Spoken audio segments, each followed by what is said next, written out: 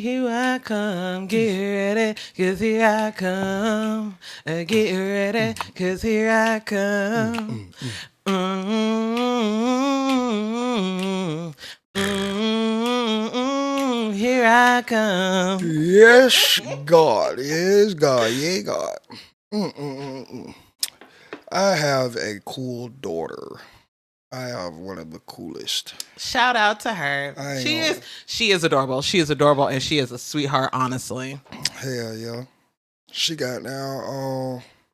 Well, I had took her to the mall this morning, and we didn't know the actual mall part didn't open up till 12. Yeah, So yeah. we got there like 11 something. So we was just all through Dick's, and she never been in Dick's, so she never knew that Dick's had all this shit in there. She was like, "Oh my God, they got Crocs. Oh my God, they got Stanleys. Oh my God." Adorable. She was just going crazy in that motherfucker. But I was just saying, cause she like really, she's very inquisitive. Like again, like I said yesterday, like our kids embody all of us, not just the reform part of the today's version of ourselves. So like she is very, very inquisitive, and we just had a conversation for like hour and a half, which trying to get that out my son is like pulling teeth. You know what I'm saying? Like he has the my I think I still be like that with people I don't know, but he is just very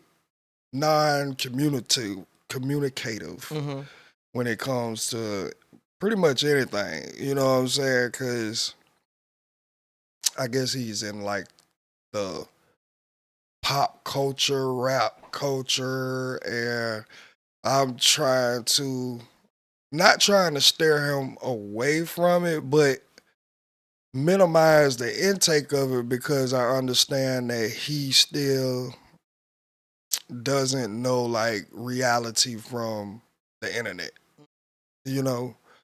So like that part of it is kind of like a navigation. But I just found out a lot with her today. Like she wants to go to the army when she goes to high school next year, so she wants to join ROTC. She wants to do track.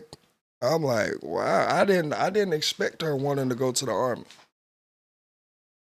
But Tell her to go to the Air Force. She's way too smart for the Army. well, that's what she was like. She either wanted to go to the Army or the Air Force. Tell her to go to the Air Force. They have better housing. They have better jobs. They have better facilities. Tell her to go to Air Force. Yeah.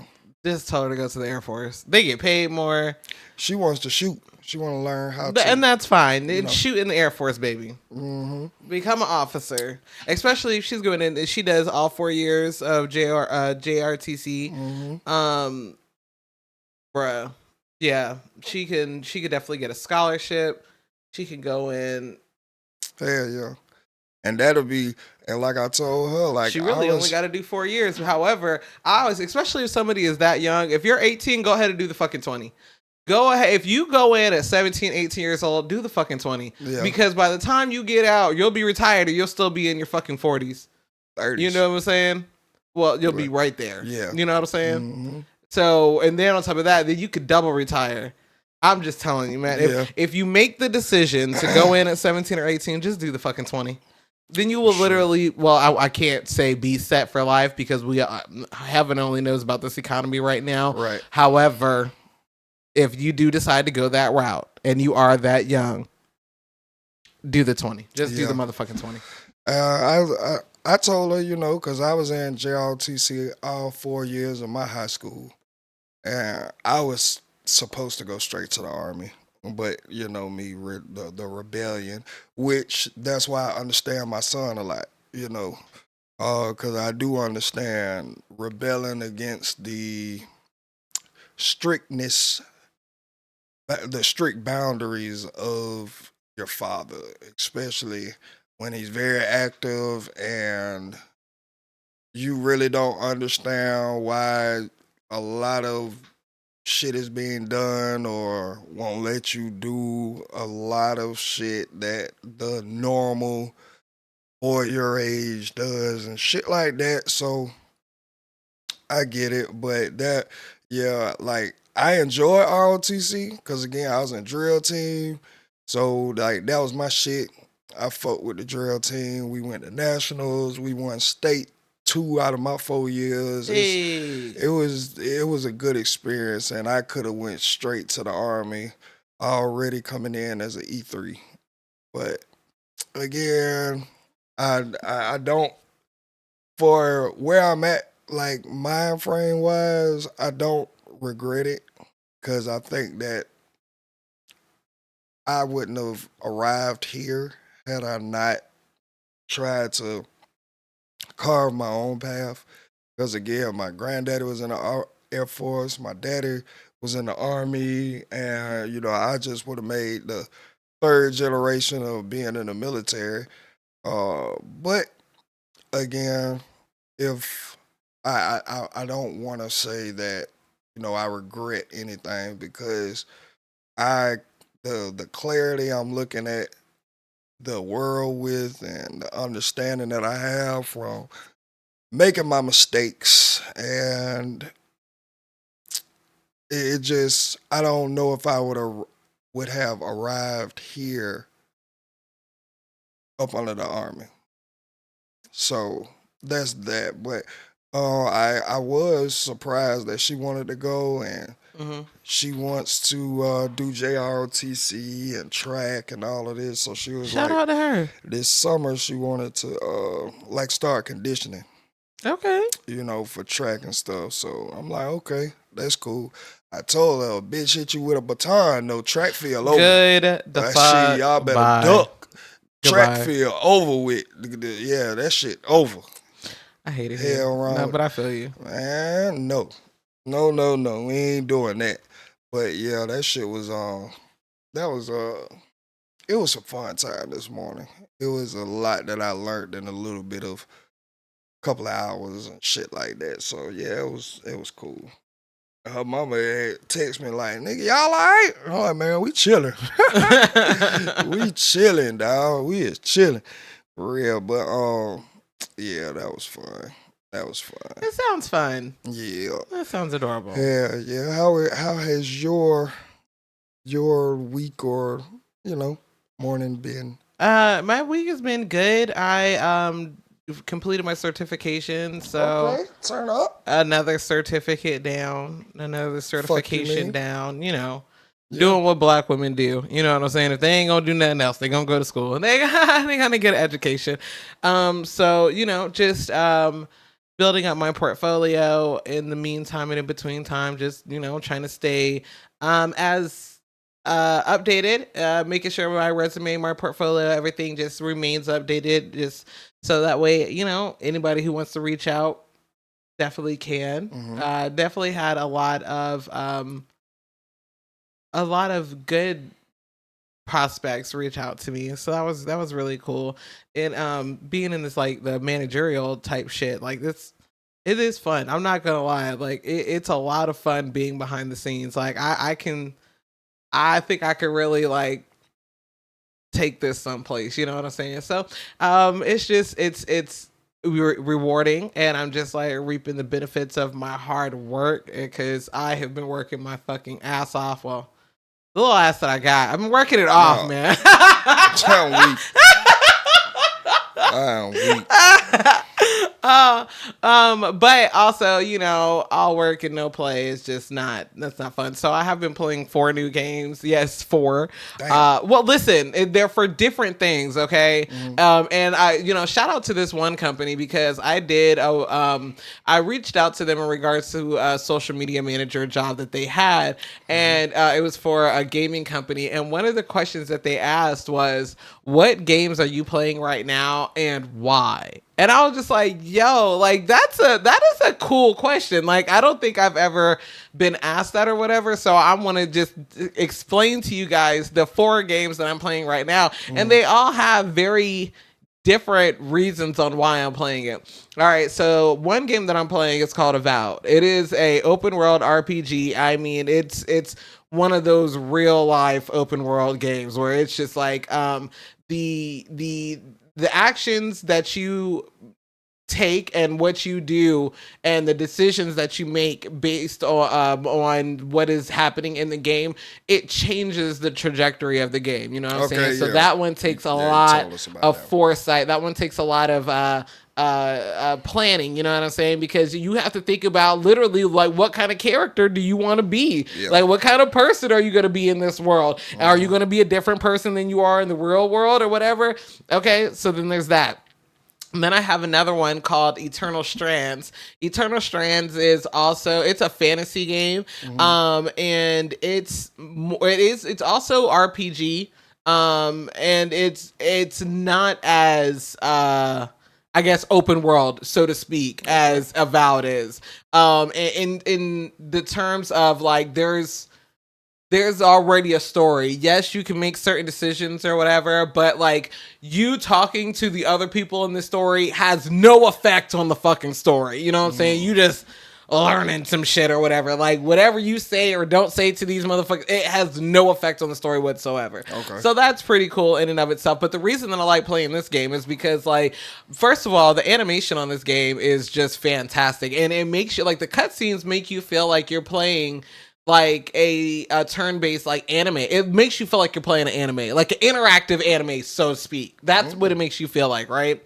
And then I'm playing One Lonely Outpost. One Lonely Outpost, if you've ever played a game like Minecraft or The Sims or something like that, it's more like that. It's very cut and dry. It's just a sandbox game where you are literally crash landed on this planet. You're the only person there. You gotta, make sure that your ass can stay alive. So you gotta figure out how to like, have crops and all this other stuff or whatever. And it's the simplicity of this game. You know what I'm saying? It's simple as fuck.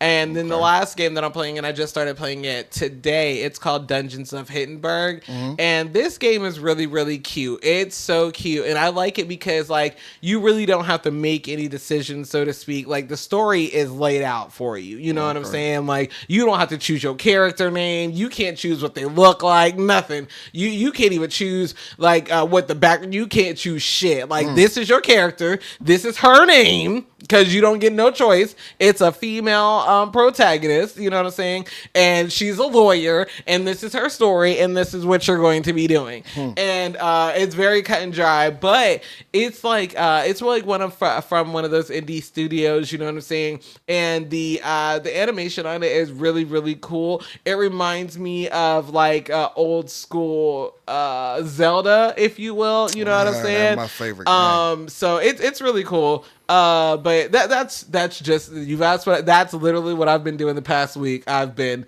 getting certified, kicking ass in my career, and relaxing by playing video games. That's what I've been doing. That's what's up. Zelda is my favorite game ever. So yes, I believe that was the best game ever created. And I just hate that it hasn't transitioned over into like the new consoles that we have and shit like that. I think I'll be playing games a whole lot more if they had like a PS5 Zelda or Xbox Zelda. Well, see, that's the point of it staying, with Nintendo. That's the point. So that way it has a leg to stand on, you know what I mean? Like Mario is never going to, like, it's never. You're not going to get like crossplay. You're not going to find Mario on Xbox or Mario in the PS state. No, you're not. You better get you a motherfucking Wii. You better get you. Better get you. Listen. You better listen. Don't fucking play over here. Shit. You better get you a Switch and stop playing. Yeah, you seen start those playing sticks that go on the TV like I've seen those. Yeah. I don't know how I feel about those. Why not?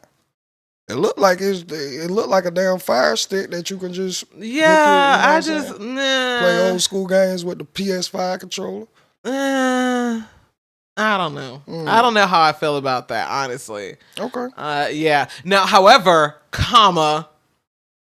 did I hear something or see something? Is it like the Nintendo 64? Is it that coming back out? Aren't they relaunching that? Ooh.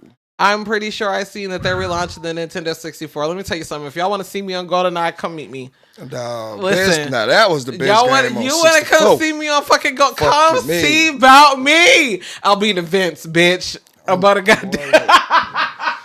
Hey, GoldenEye. I'll be in events above the goddamn bathroom. Come see me. Hey, come see me. You want to get on that Donkey Kong? Come see about me. Let's go. Wait. I know I used to GoldenEye, Midnight Club, Need for Speed. And I like Tiger Woods. Oh, okay. Bro, that game, boy, we used to go at it on Tiger Woods, nigga. Did you ever have a GameCube? Or do you remember the GameCube? I had one. I had a GameCube. It was purple, of course. I missed that bitch. Yeah. My brother fucking pawned that bitch. Damn. Right. Damn. Right. That shit crazy. Anywho. That shit crazy. Yeah. I had a GameCube, yeah. But definitely on 64. Let's see. I had a Super Nintendo. I had a Sega Genesis. I had a GameCube.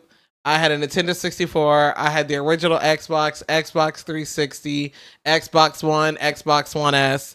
I had the PlayStation 2. My brother had the original PlayStation. Skipped the PlayStation 3. Got the PlayStation 4. Have not yet got the PlayStation 5. I got the Wii, and then I got the Wii U, and then let's see what else I had. I had the Dreamcast. I had PlayStation Vita.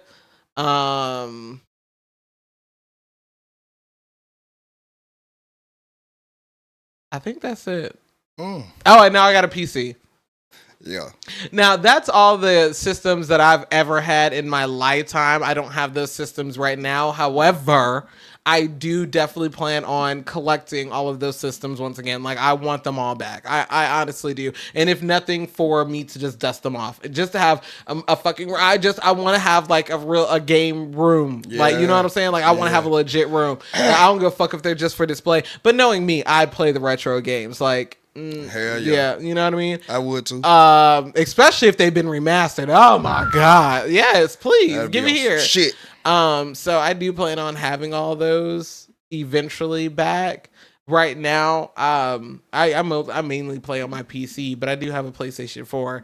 I hardly ever play on Xbox anymore. Good. Only because I do. Well, my PC is like all the games is right there, and I just use my controller, and I have better like my graphics is great. My rig is like fantastic, so I just use my Xbox controller and I play the Xbox games on my PC.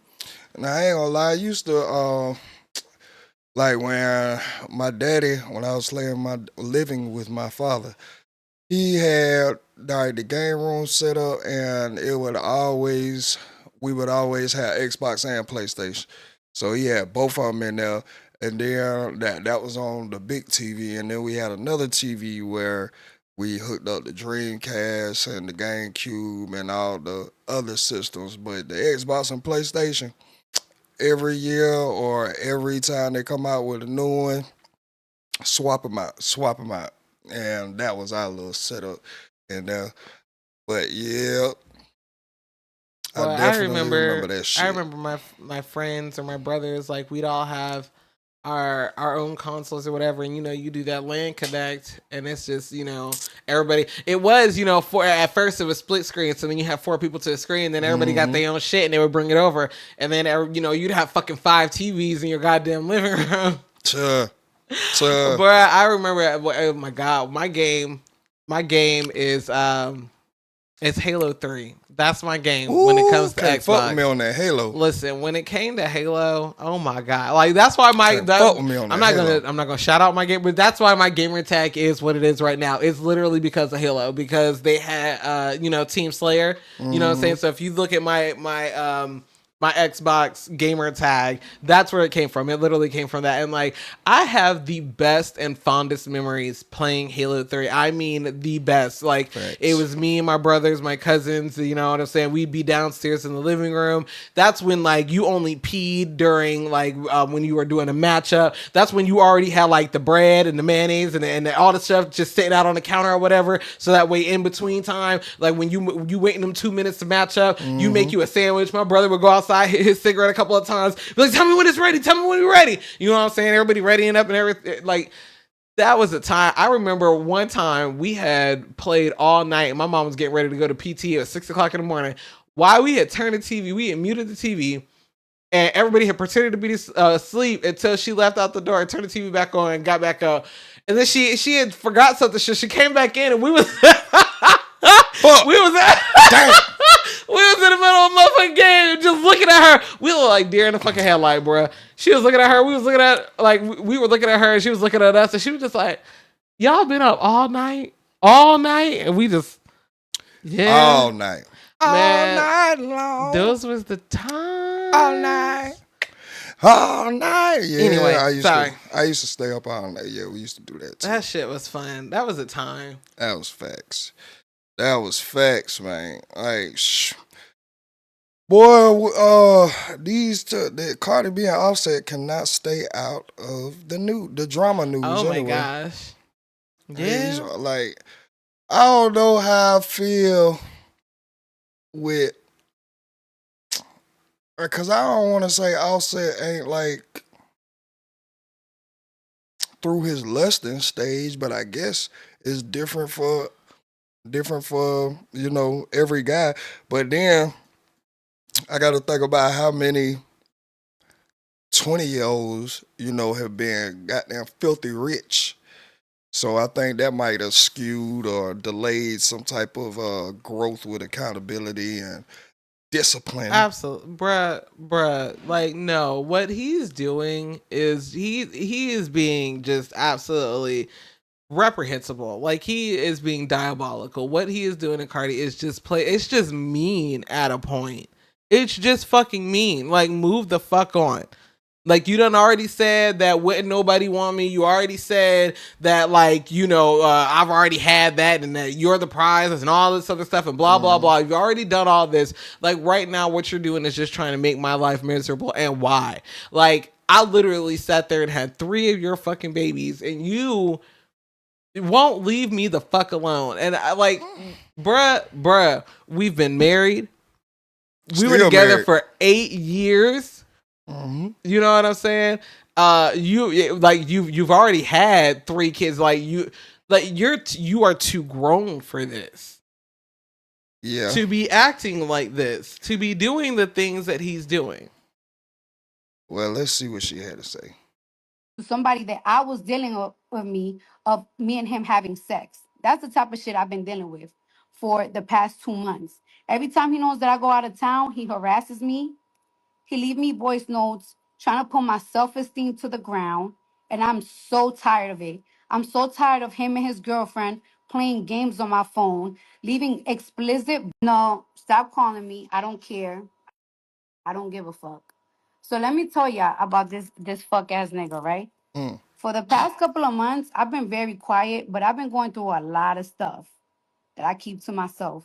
First thing first, this guy, right, is upset because I sent his girlfriend text messages of him begging me, saying he was gonna take away his life, begging me, saying he's gonna take away my life, all that shit. He was mad. He's mad about that. Mind you, this man sent text messages to somebody that I was dealing with me of me and him having sex. That's the type of shit I've been dealing with for the past 2 months. Every time he knows that I go out of town, he harasses me. He leave me voice notes trying to put my self-esteem to the ground. And I get voice notes on my fucking voicemails on my phone. I told this girl, hey, why you, I hit this girl up before. Like, yo, I better not find out you in my house. This girl gonna tell me, why you care that I'm in the house? You haven't been there for 3 years. Girl, how you gonna tell me why I'm mad that you in my house when that's my house that I bought? Are you okay? And then this nigga gonna FaceTime me with his girl. Mind you, yo, you've been harassing me and harassing the men that I've been dealing with for months already. You've been harassing my friends. You send people to get my friend beat up, my home voice notes, all my fucking voice. I really want to tell you about this suicidal. If I tell you about this hating, I really want to tell you so much about this hating because every single time that I find like peace First of all, the way this man fucking ruined my Valentine's Day, and then like I really want to let y'all know the bitch-assness that he fucking did a couple of days ago. You know what? I'm not even gonna do it today. I'm gonna tell you about his suicidal pussy. Damn. Pussy. I'm gonna say it soon. But I'm gonna let him keep trying me. I'm gonna collect all my fucking evidence. So when I come here, I'm gonna show y'all the type of pussy nigga I breeded with.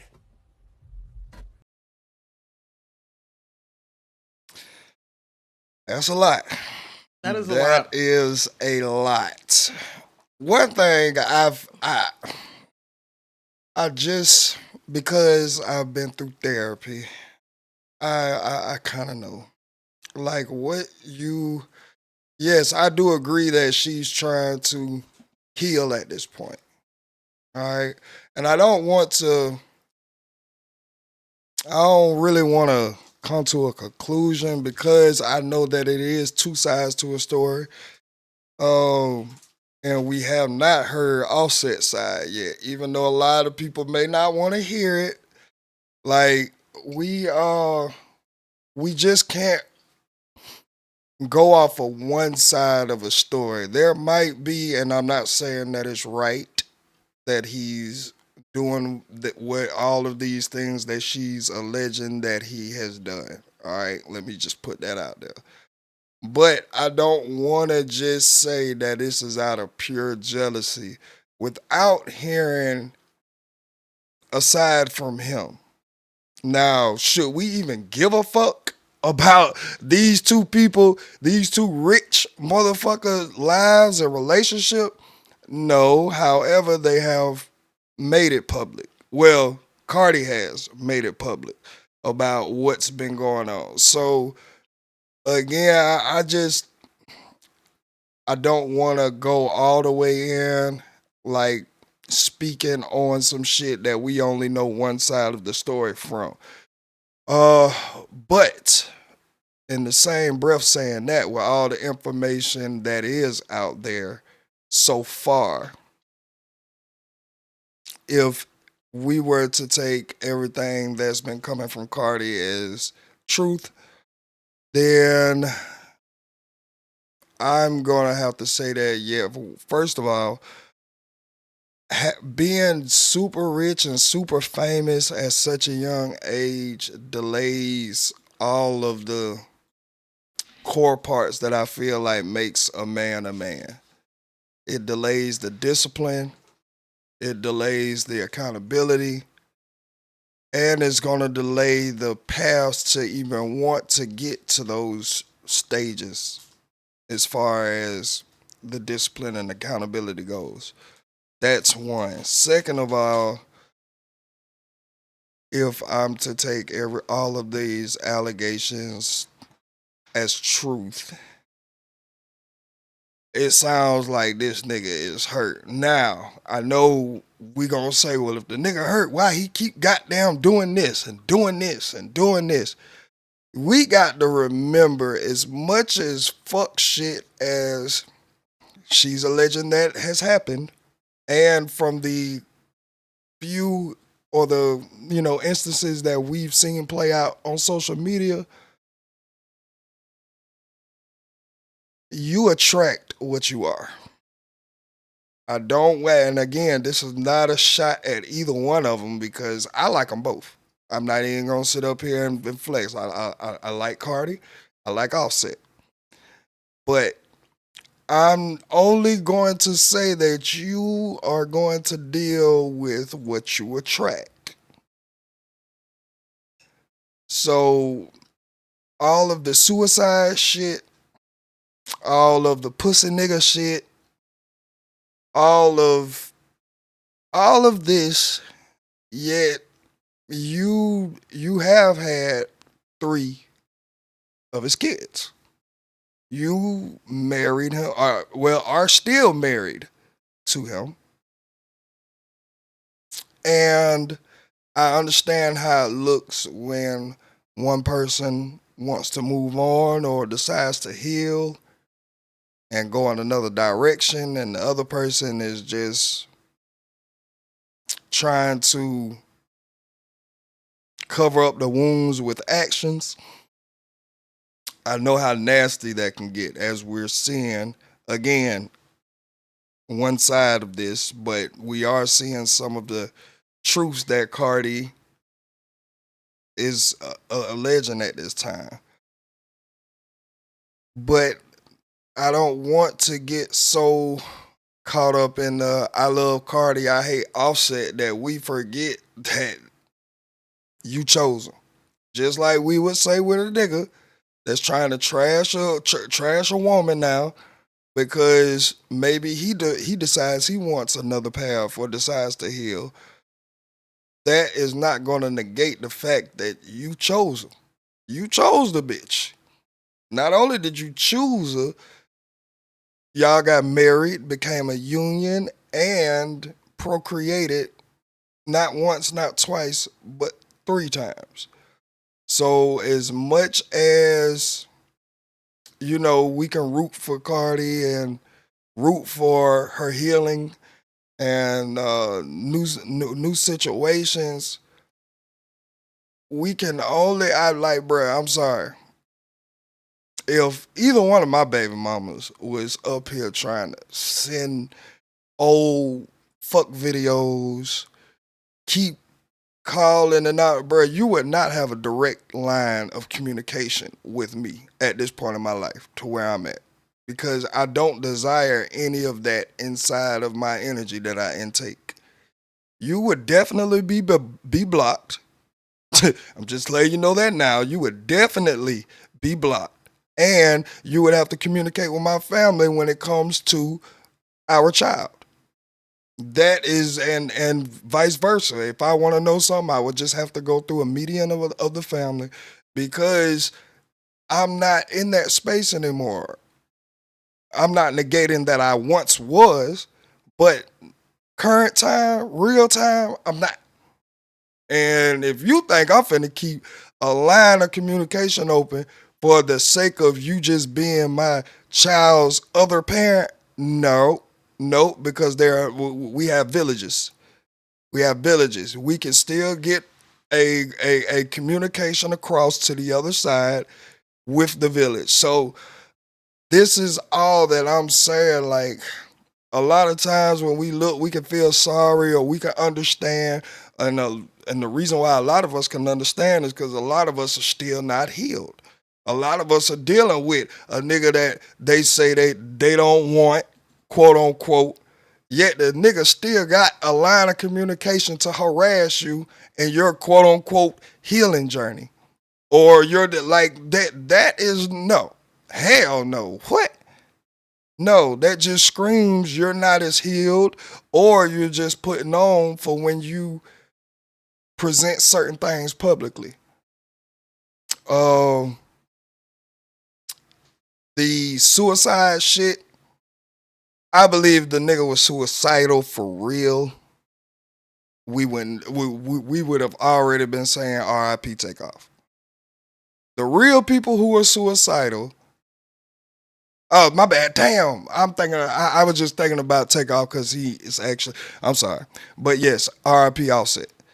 Like, the real people who are suicidal, that's normally what we get. We don't get a bunch of posts, I'm finna do it to myself. We don't get announcements. We don't get any of that. We get a tragic story. Robin Williams, perfect example. We don't get all of the red flags or the forewarnings.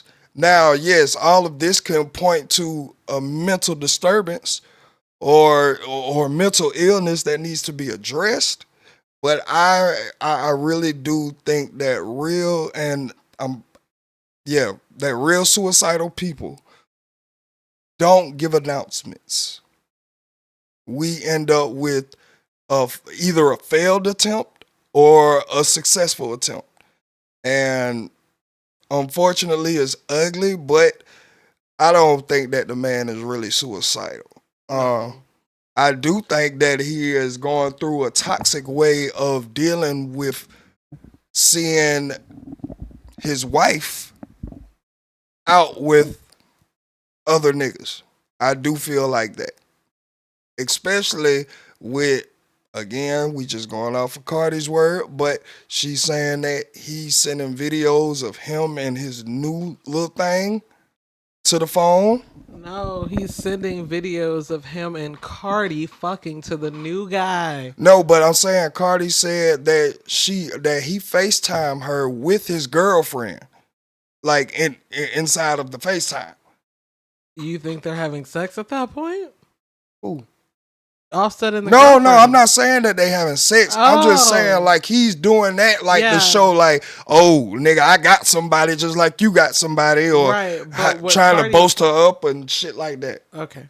You know what I'm saying? I don't feel like this. Now I do know that she said that he sent the sex videos of Offset and Cardi when they were still together to the new nigga's phone. Right. Yes. Now again, these things I look at as toxic ways of handling a situation that you don't want.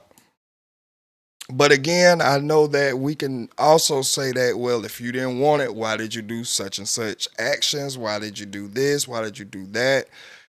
A lot of us are more sick than we like to acknowledge or actually come out and say. That's kind of my take on that. How do you feel about this? I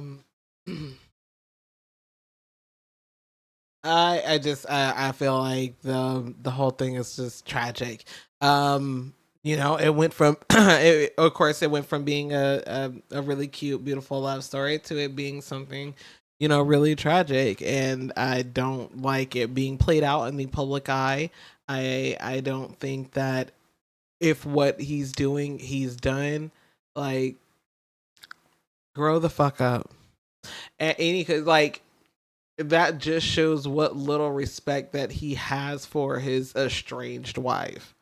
You know what I'm saying? Like, be damned if you have somebody new. Okay, all right. Like, you've been like you've never not been fucking with somebody. So you just being public with it or whatever, or like us being okay with it because it's like, okay, well, I know that I don't want to be with you anymore. We're taking steps to actually, you know, separate our union. So, you know, you being with somebody else, it is what it is. But like, I don't feel any kind of way because you've never not been with somebody else. Right. You know what I'm saying? It's never been just me. So like, this doesn't change anything, but it's the simple fact that you would take something that we did and what I would want to say out of love. I don't give, but be damned how freaky it might have been. You know what I'm saying? Like, that was between me and you, and you have so little respect that be damned, you would let another man see what you and I have done together.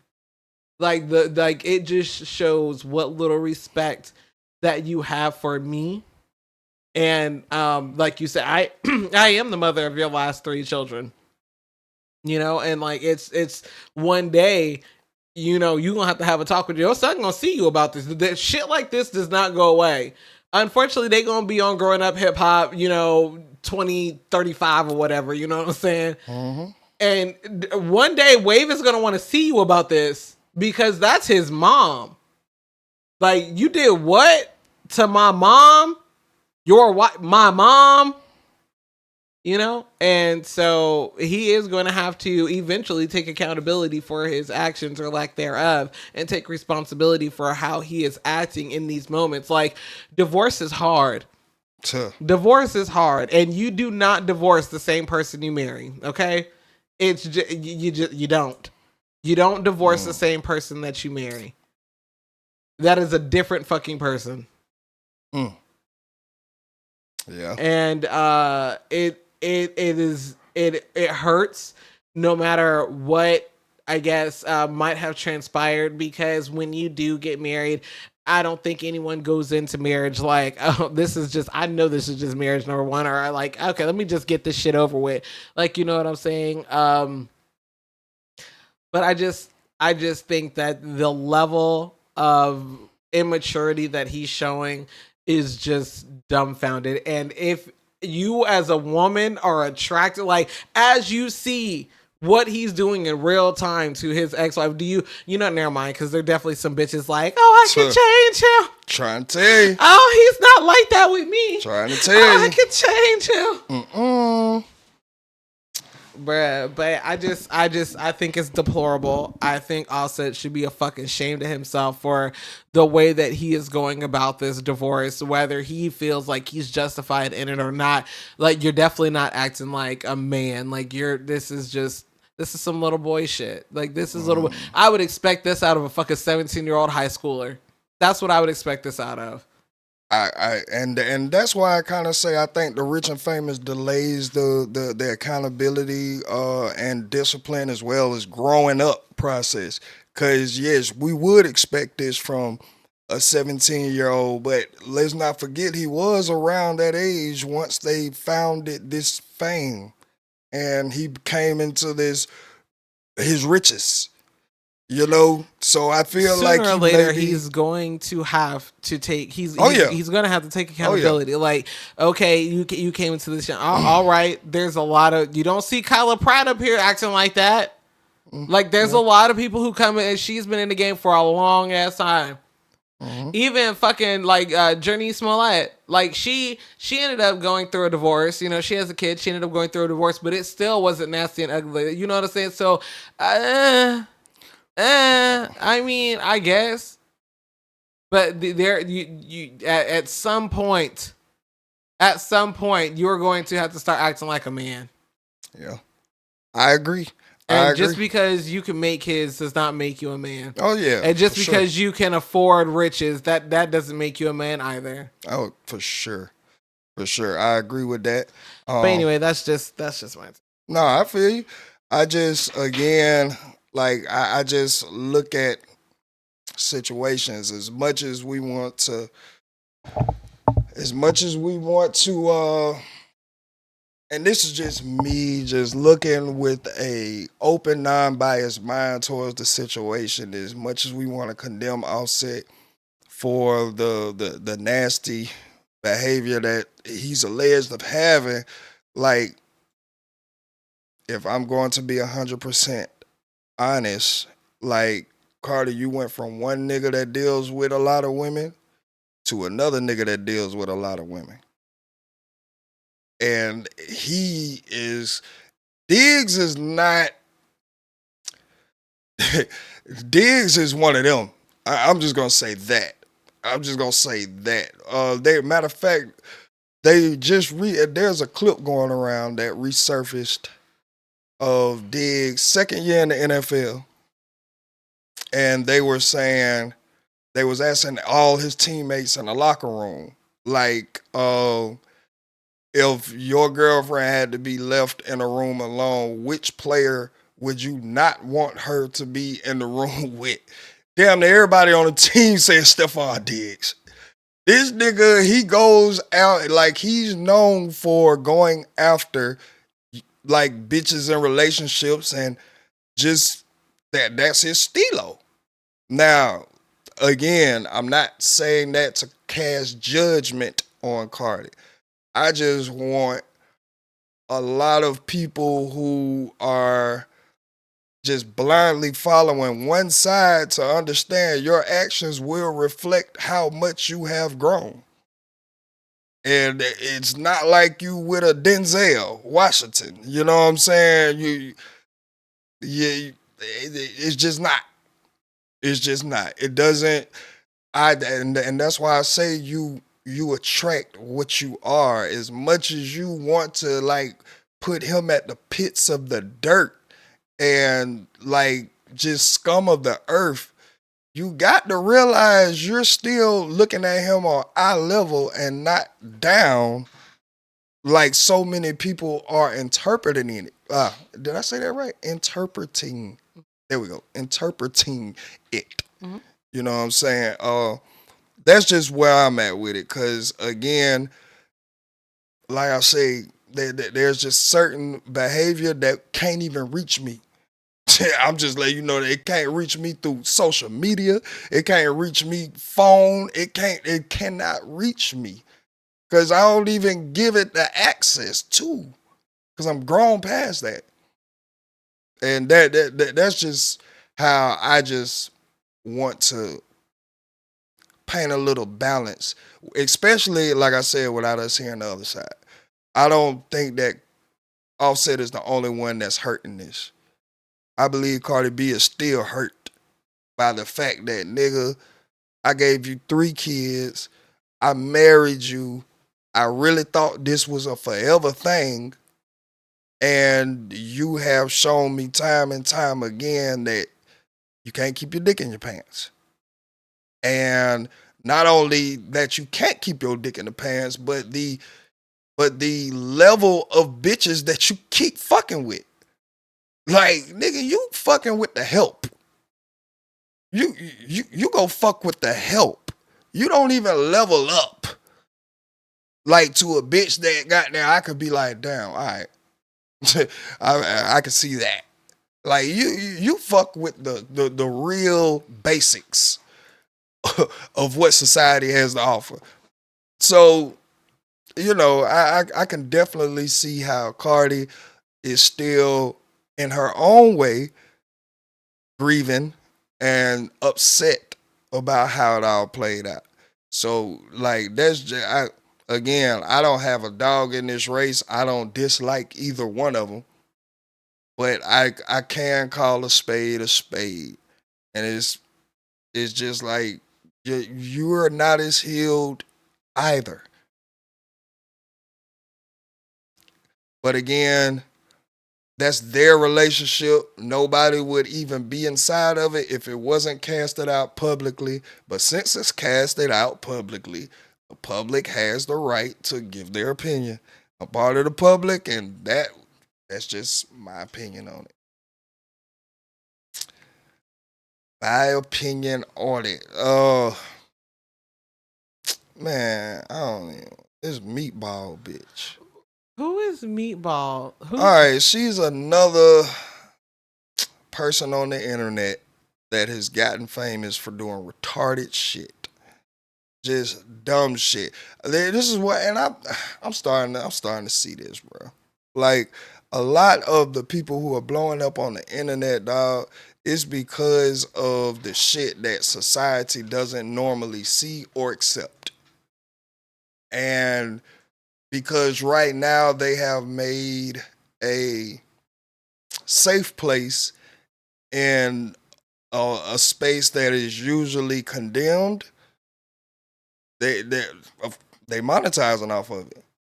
Because as much as we talk about, you know, dress your size on here, she is known for coming outside with no bra on and a small spaghetti strap with half of her stomach hanging over her goddamn belt, if she got one on. Spandex, all this shit. And just doing goofy shit. Like, she was doing a split in the middle of the street. For, like, why are you doing this? There's traffic out here. However, it garnered millions of views. She monetized off of it. She got paid off of it. And I just think that us as a society, we do give a light and sometimes like damn, what's the word I want to use? I'm looking for like, we kind of in a roundabout way, we stamp their behavior in their head. Like, in their head, y'all are laughing with what I'm doing, not at me. And this is where we at with Meatball. Yeah, she just... I feel like we should give a trigger warning to this part, this clip. Trigger warning. Because I've seen it. It's 53 seconds of pure nastiness. First of all, if you're under 18, you shouldn't be here any fucking way. Get out of here now. You should not be watching the show. Get out. This is not the show for you. You are not our target audience. However, I do want to let the rest of y'all know that this next 53 seconds is just, it's a lot. So, trigger warning to all those that are out there.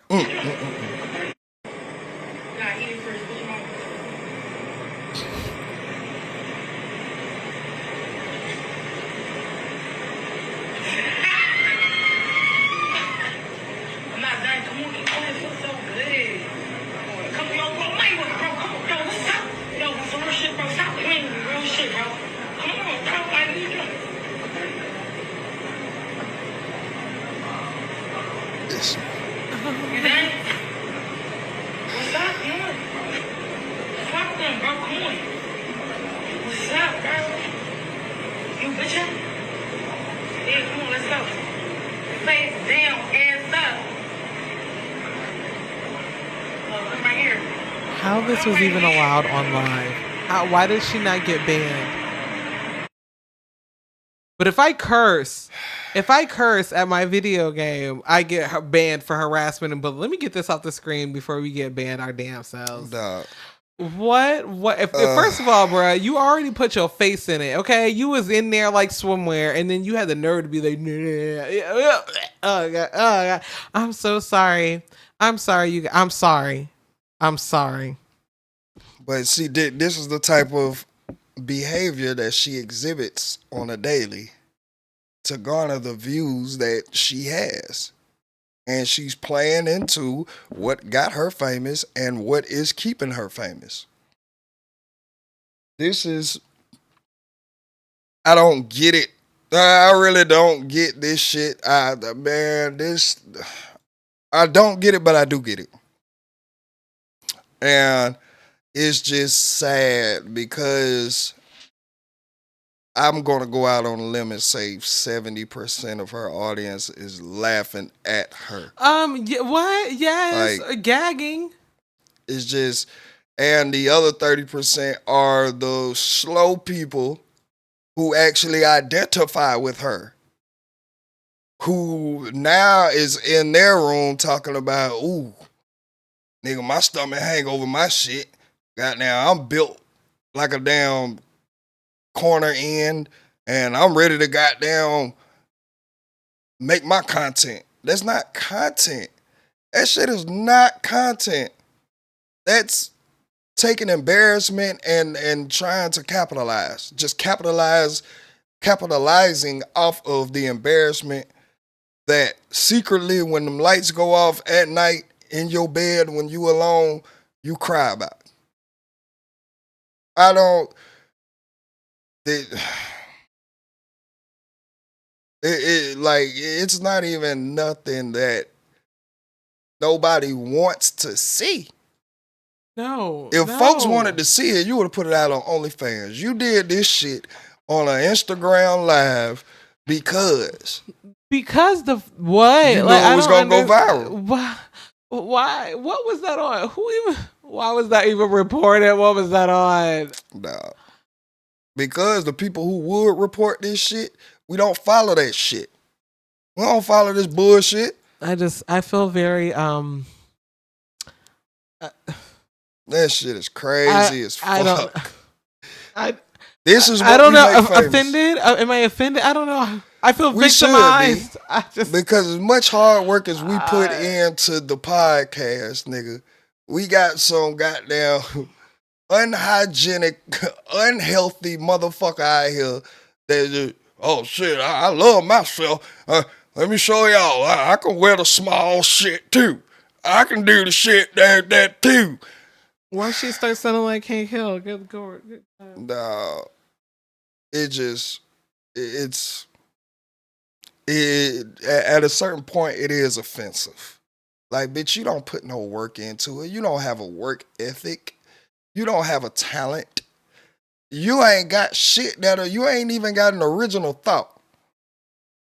Your ass is just doing shit that the normal human won't do. There's bitches that have immaculate, like beautiful bodies that would never think about going on IG Live, bending over and have a nigga eat their ass. Plenty. But just because the circus, man. The circus approves of this bullshit. I am offended. Yes, you should be very, very offended. Especially, bro, I'm telling you, boy, people who trying to get their lives together, who have respect for others, nigga, this is not only offensive, it's just disgusting. It's disgusting and offensive. Because, nigga, you got people out here that are actually changing the things that they don't like about themselves day by day, like putting in discipline, putting in work, and will never get a fraction of the amount of people to pay their success attention as she has doing a whole goddamn circus program. This shit is crazy, bro. It is crazy, bro. But we shall overcome. Oh. I'm telling everybody out there, we shall overcome. I'm trying to tell you. You sound like Krishan. Oh my God. Y'all still believe in this shit? Listen, she just performed at a church. Everybody going to hell. Them the same people who got locked in with Marvin South. Lock the door. Shut the doors. Close the door. Close them. Close the doors. This is the whole crowd. Man, I can't believe. Man, play this shit.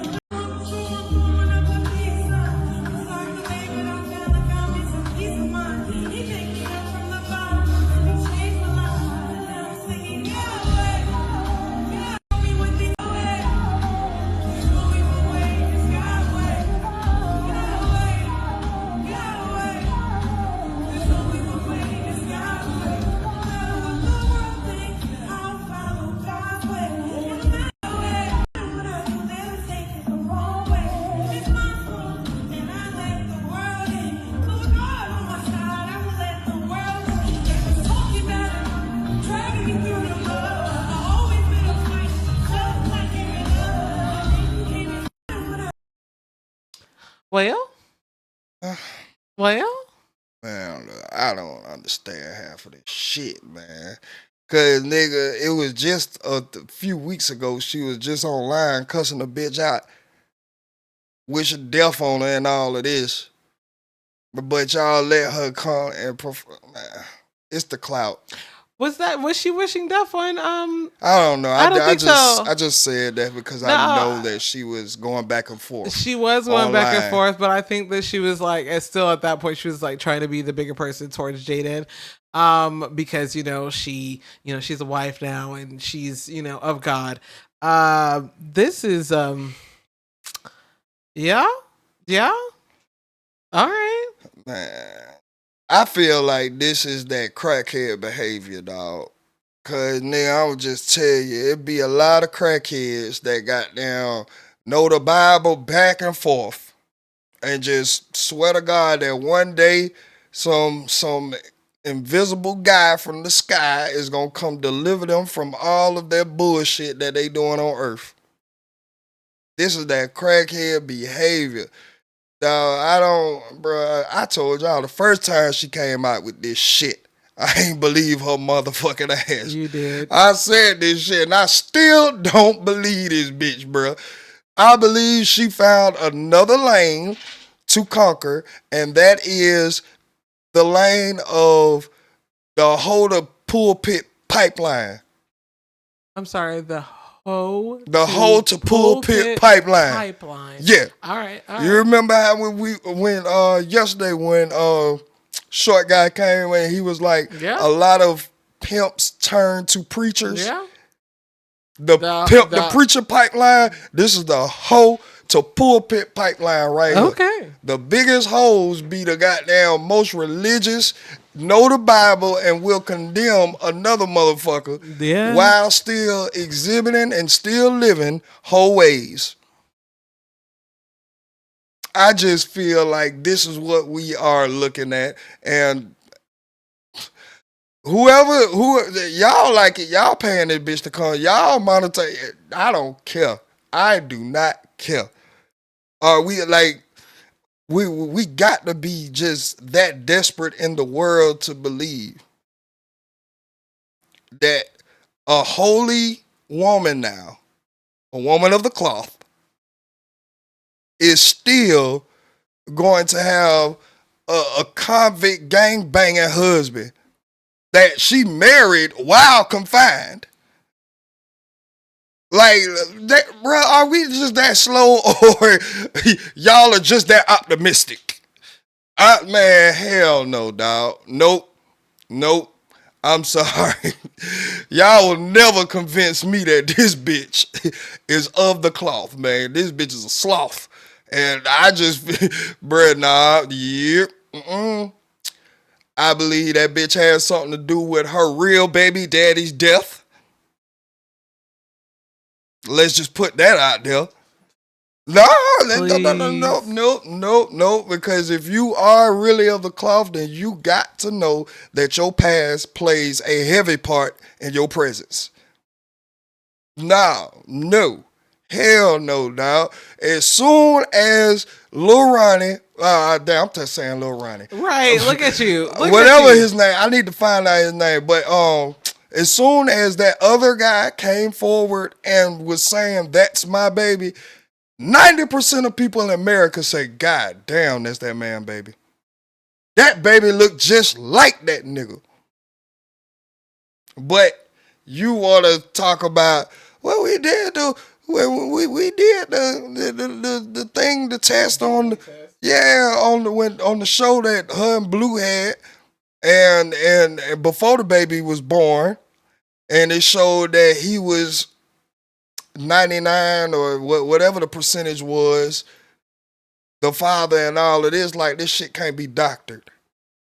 Like this shit can't be made up. I'm sorry. One thing that I will not do is go against my gut. Quick little goddamn information piece for y'all. The only difference between the cells in your gut and the cells that are in your head is that the ones in your mind have developed discernment. That's it. So a lot of people be like, damn, I should have went with my gut. Yes, it's operating the same as your brain, except in your brain, you question a lot of stuff. You try to rationalize a lot of stuff. You put stuff in perspective to give another outcome, when 9 times out of 10, you should have went with your gut. Your gut is going to tell you, and it's rarely wrong. That's the only difference. So, no, at all, bro. I believe that the guy who died was her actual child's father. And hey, that again, I don't get this shit. Y'all be giving the platform to these motherfuckers, bro. Man, y'all know these type of people in y'all life too. Y'all probably got these bitches in your family. Y'all know a bitch that goddamn know the Bible backwards and forwards. Yet, every Sunday afternoon before the sun can go down, after church, this bitch is halfway drunk.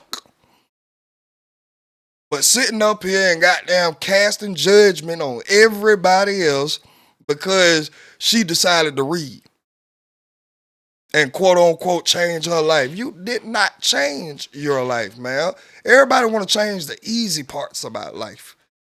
Oh yeah, now I'm following up under God. That's easy to say. That's easy to say. And there's very few people that are living this shit.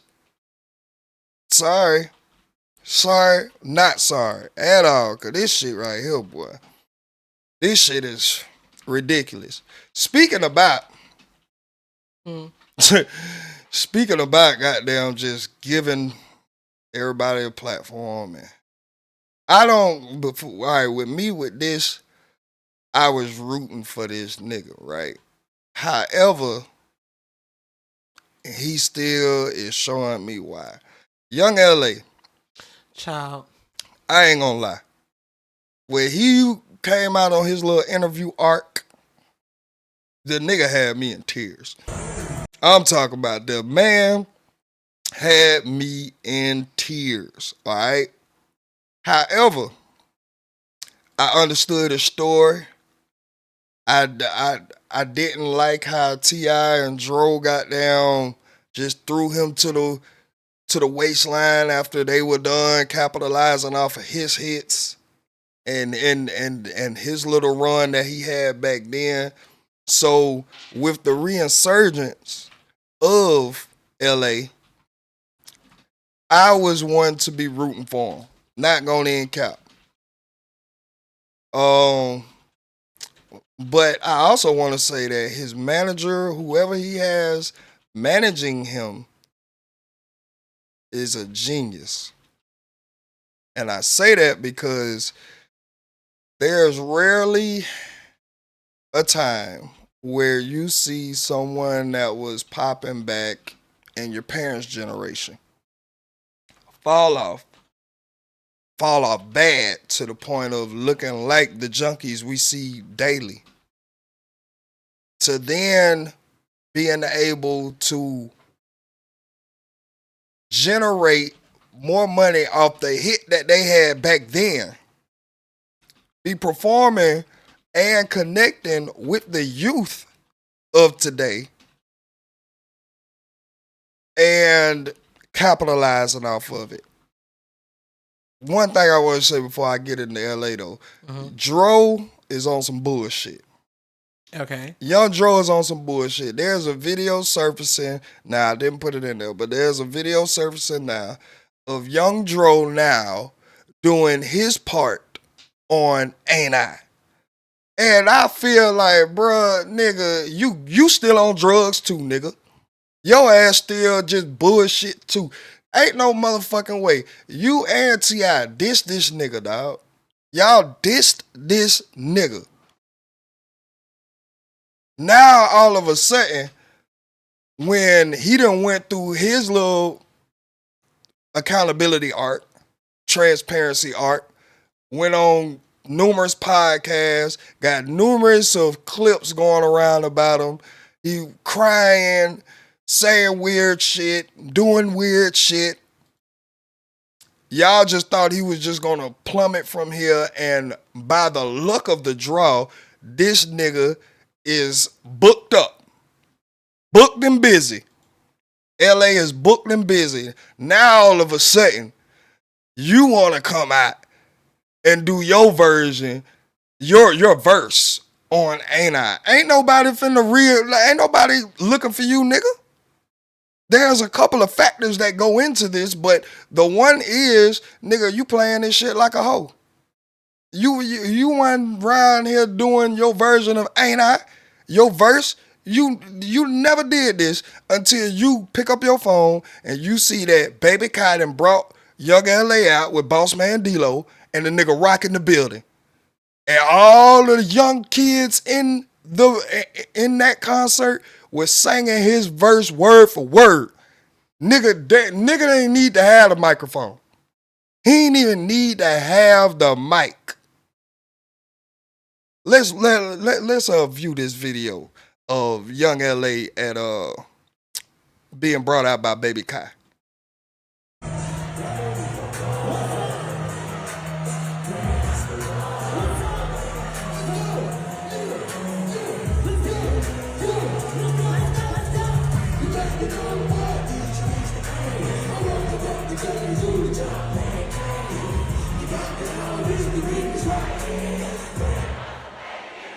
Come on, man. What the fuck?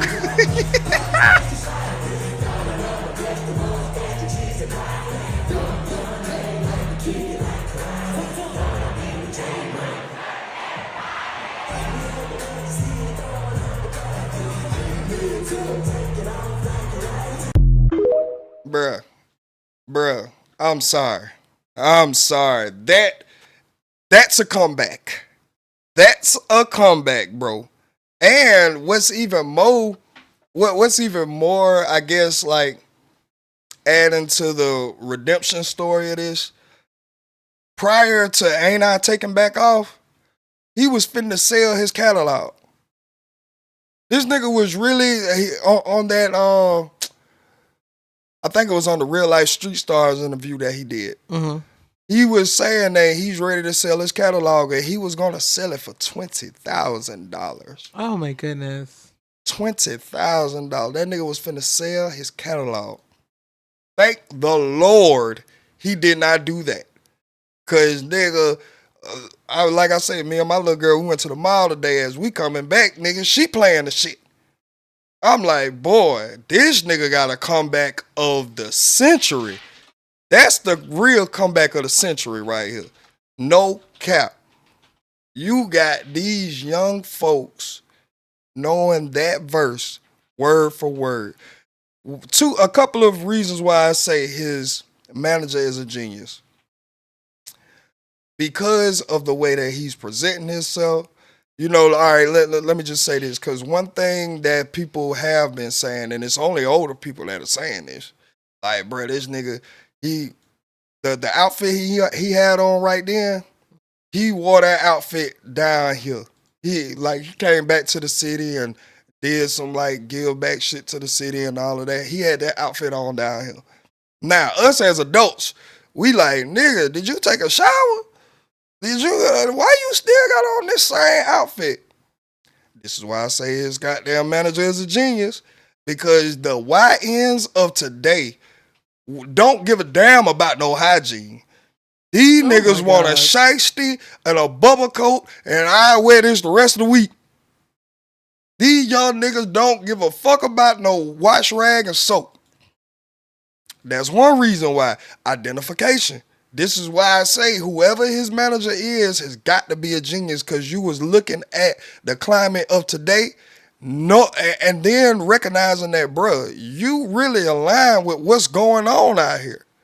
Second, the reason why I say he's a genius, the lingo. Young LA was always the lingo guy. He was known for goddamn super fragilistic, yeah, honey bun today, all this shit that normal adults, we're not speaking like that all day and this, that, and the third. One thing I be having to get on my son about it, speak up, nigga. Speak up. Stop trying to, nah, speak up, nigga. But Young LA aligns with that of today. He aligns with everything the youth is putting on a pedestal today. That's another reason his manager, whoever he has managing him, is a genius.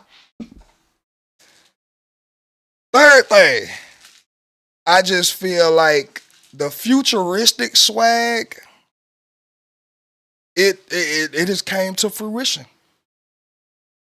It has came to fruition. Like, he was popping back then, and you know, we went through the whole Mohawk era and all of that shit, where the futuristic swag, ooh, stupid fruity swag, ooh, all this shit. Well, if you look at the climate of the day, we are in the future from where when you initially popped off. You didn't really have you had your run, but you weren't like at the forefront of it, of your run back then. But you were futuristic, so you just had to wait for the future to come. Now you are heading back. The stupid fruity swag, all this shit. And a lot of these niggas are fruity as hell anyway. So shit, all of this is aligning with the climate of today's youth. And I feel like that's a genius behind you. That's somebody who said, nah, wait a minute, young. Wait a minute. Don't sell your catalog. We starting to see that you are becoming trending on TikTok. Bruh, these young niggas out here, especially the ones who scamming, man, they love using that Young LA goddamn sound. The one from the podcast where he was just reciting his lyrics and brought out the little $63 and goddamn all of this shit. These young niggas doing that, but goddamn bringing out the racks. These niggas bringing out the racks to that sound. So it's like, bruh, these people are identifying with you in a way, bruh. You trended on TikTok. You got the youth of today knowing that old ass verse, word for fucking word, nigga. It was a good ass verse, bro. Nigga, I ain't gonna, bruh, it's brought me back to like it. I remember when it dropped. And nigga, I'm just like, but for the youth you heard the shit. This nigga barely said 4 words the whole time he was on. The rest of the time, the crowd singing this shit. That was a genius that was in your corner. Who could understand, bruh, just wait on selling that catalog. We finna hit another goddamn run, nigga. Just wait. And if I'm to be very, very transparent, I follow Young LA. So he has these like clips of him making the new music in the studio. Some of this shit is heat. He got some heat when he dropped, and I need him to go ahead and drop a mixtape, a album, something needs to go ahead and drop while he got this momentum, because it is it's some good music that this nigga has recorded so far. But again, the reason why I was saying that, you can't like you're still not as separated from the character that you portray is because they was like, I told you he came back down here and did some shit for the city. But I think he was somewhere, I want to say a beauty shop it looked like, or a barber shop, one of the two. And whoever the owner was asked him, would he mind giving him a shout out, just promoting the business or whatever, you know what I'm saying? Some shit like that. And they said Young LA told him 500. Now the nigga was like, bruh, I do 300. But I ain't really, I was just thinking we was having a natural conversation, vibing, and I just wanted to just softball throw it out there just to see if, you know what I'm saying, what could happen. And they was like, he wouldn't budge off of it. And then after he wouldn't budge off of it, he walked out. So a lot of people in the city was like, fuck him. You can still goddamn come up by yourself. You done made your name this big by doing it by yourself. You didn't need them. A lot of celebrities, especially when they get a re-sniff of the fame and the limelight, they start tooting their nose up and shit like that. I've just wanted to believe that I think that he's recognizing what climate he's back inside of. He's back to performing. This nigga, he was just getting kicked out of the club down there in Texas. Like, niggas was kicking him out of the club. To now, he's performing in arenas, packed out, whole crowd singing his song word for word. Again, bruh, you have to applaud his manager. His manager is a genius. I just feel like his manager is a genius. That was a great call not to sell your catalog, and an even better call to step into this. Don't shy away from it. You've already been vulnerable. You've already cried. You've already put out what some would consider some embarrassing information about yourself. Nigga, that's the climate of today's youth. As you can see, Meatball. Don't give a fuck. Oh my God. Just accept it and goddamn lean into it. And you could be back where you were. If not, I feel like he's going to be bigger than where he was. If he plays this right, I believe he could actually get back to heading some shit. If he plays this whole wave right. That's just me. Shout out to Young LA, because I did laugh at a lot of the shit in your interviews. However, I never was naive to the message that you was putting out there. When you was talking about how your mama down there beat you to the point of you having to go to the hospital, from you got down reenacting your days on the football field, to you pulling out the $63 while you got down singing your song and shit. All of this added to what the fruits that you're bearing right now. So shout out to you. Someone who didn't know what to do with their wave. Thank the mouse. Jesus Christ. Child have mercy. Thank the fucking Lord. She has lost the suit against Lyft. Thank God. Thank God. And those fucking lawyers that actually took that case and was actually on her side and taking pictures with her and shit, y'all ain't shit. Boy. Y'all ain't shit. I swear to God, y'all ain't shit. Y'all knew this was some bullshit and you still let her ass get out there and do it. Now everybody want to take video shoots with her and all of this shit. Y'all nasty. Y'all is out of pocket. There's nothing wrong with a bigger woman embracing her body. That is unhealthy and a hazard. I keep telling y'all niggas. What in the hell was this shit? This shit was some bullshit from the start. I was mad from the start. Suing Lyft because they can't accommodate your goddamn big ass. Get your stupid ass on somewhere, girl.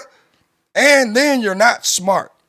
Like, pick a struggle. You dumb, fat, and unhealthy. You just leaning into everything that's gonna lead you to a quick grave. But again, we will goddamn monetize and make some of the most dumbest people on this motherfucker. Unfortunately. Jesus Christ, dog. Ain't no motherfucking way, dog. I swear to God. You ain't got no talent. You ain't like Big Jazz. I keep telling y'all, I like Big Jazz. Big Jazz can dance. She can move. That big motherfucker can get down. I'm telling you. She can move. I fuck with her. You ain't got no talent, bitch. Thank the Lord that y'all got a judge with some common sense who seen this was some bullshit and you lost. Ha ha. Ah. Yeah. The real world ain't going for that, bitch. Sorry. Talk about all this accommodation and then you had all these overweight, unhealthy ass bitches trying to go on strike against the airlines, talking about they need to make the seats bigger. Bitch, no. The seats have been the same size since man, get the fuck out of here. And now y'all just feel entitled. Get the hell, I know one thing. Y'all got us fucked up. Got the real world fucked up. Hell no, man. But have you heard about Elon? Yes, child. That was a brilliant move. A brilliant move, dog.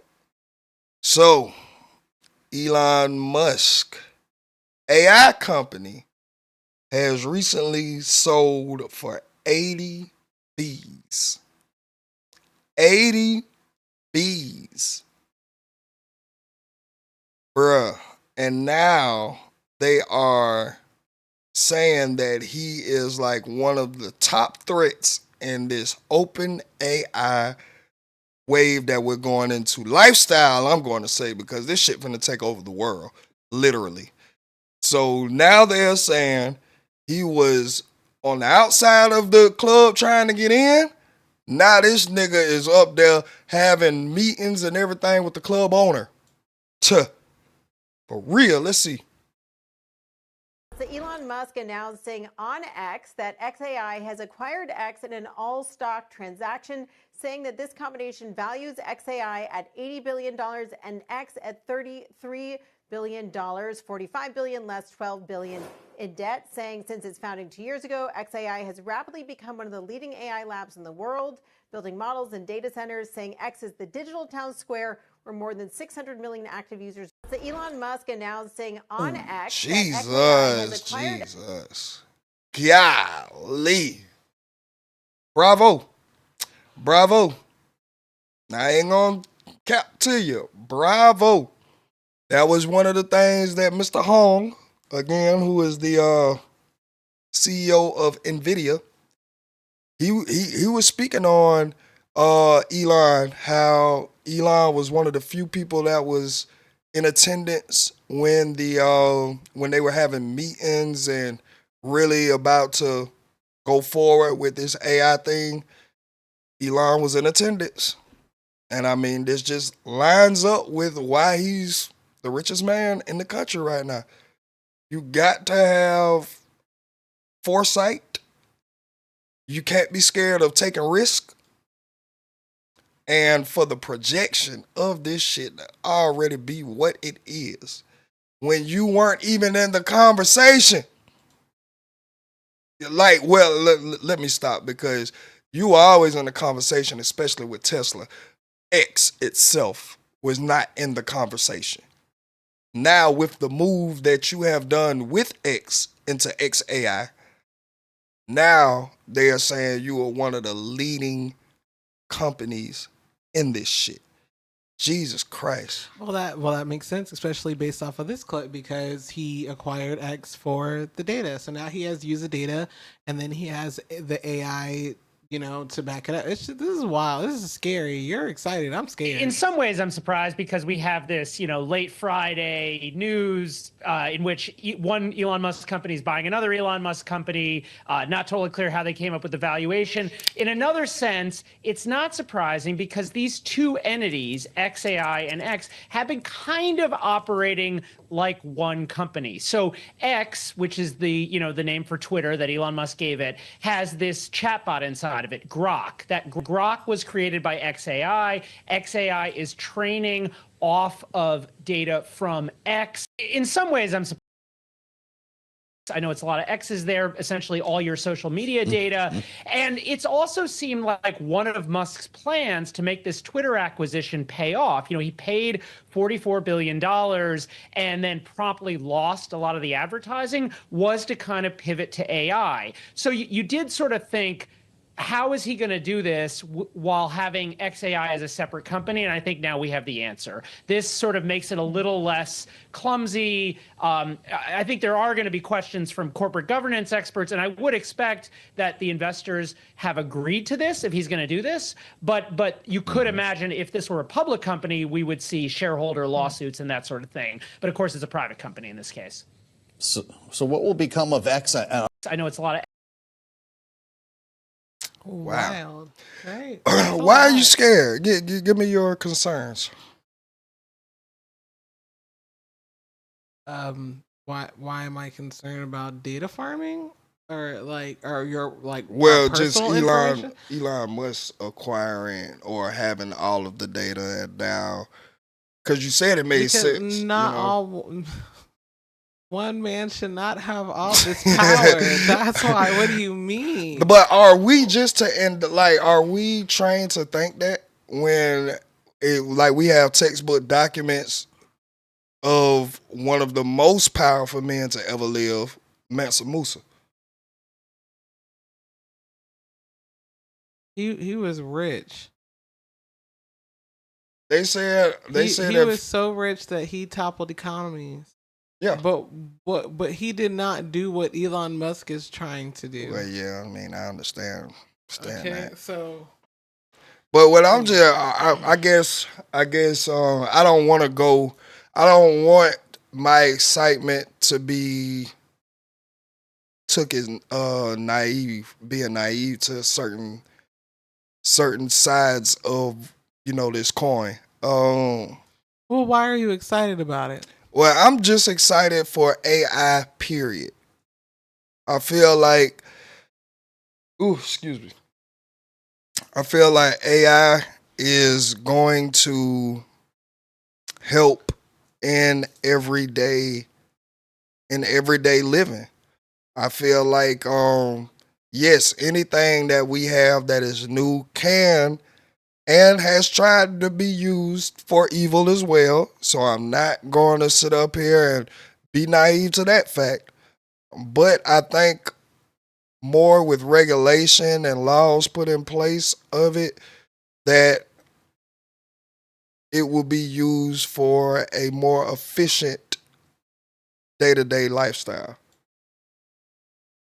With the agentic AI being integrated inside of the cars, to augmented AI being integrated into like our computers and the robots that they're gonna release, and the eyewear is just like and yes, I can definitely also be aware of the concerns that a lot of people have. but it's not like this is being released like in a third world country with a dictator and just No, just a first world country with a dictator. I mean that would only hold true if we can't have a voting process in 2028. We'll see. That would because right now we still our democracy is being challenged and it's always I mean I can see it being challenged. But I don't see it going through. It's just I don't see it going through. It's too many people. Now, one thing I will say I is think that you should watch The Handmaid's Tale. The Handmaid's Tale. Is this a movie? It's a TV show. It's a show. Please, as many TV shows as you be watching, like, oh my God. Okay, I would tell you to read the book. It's a short book, but I highly doubt that you would read it. So don't do that. What? God damn, you just like to shoot a nigga intelligence down. No, I highly doubt that you would read it Why? Because you listen to Audible. Okay. You wouldn't even let me finish. It's not on Audible, is what you're saying? Yeah. So how wouldn't I read it? If it's on Audible, then that's a automatic. Never mind. Never mind. I don't get it. Never mind. You highly doubt I would read it because it is on Audible. That's not what I said. Why do you highly doubt that I would read it?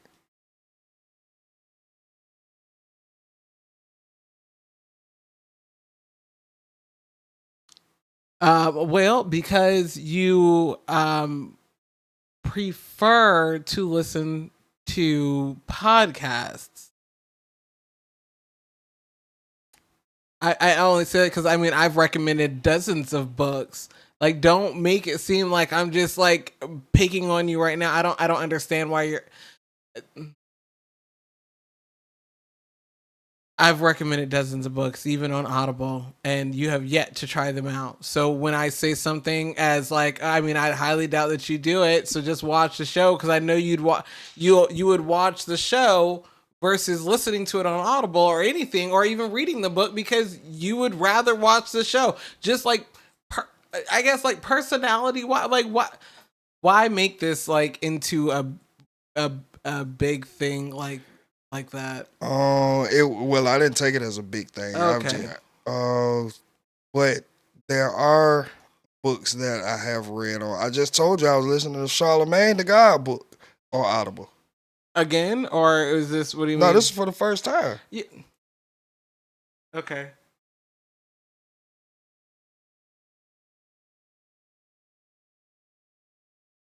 So I ain't understand it, but it is what it is. Oh shit. Oh. I mean that's it. We don't have nothing else on the thing. No, I was still speaking on the AI, but I feel I guess I'm more optimistic to just I don't feel like it would just be a overall general bad thing. But again, I do get the data farming and information and all of that good shit, intellectual properties and things like that. Right now, being worth more than any resource that we could put investment into, I guess. But again, I just feel like that's with everything. Like when we made the change from paper money to being on Cash App and Apple Pay and digital transference of money, now we have the whole scam culture with people who can log into your shit and wipe your bank account clean and all of this shit. So I definitely understand that there's always going to be two sides to anything new that we adopt as an economy, but I guess I'm just more excited for it because I've been like, seeing what is to come. And really, I feel like, again, it's just going to make the day-to-day living more efficient in my eyes. But again, I have been wrong and could be wrong about this. So it's not saying that it was either wrong or right thing. I guess I just stand on the side of optimism when it comes to this AI. But hey, that's just me. That is just me. But this has been another episode of Ready to Be Accountable, and we will see y'all next week.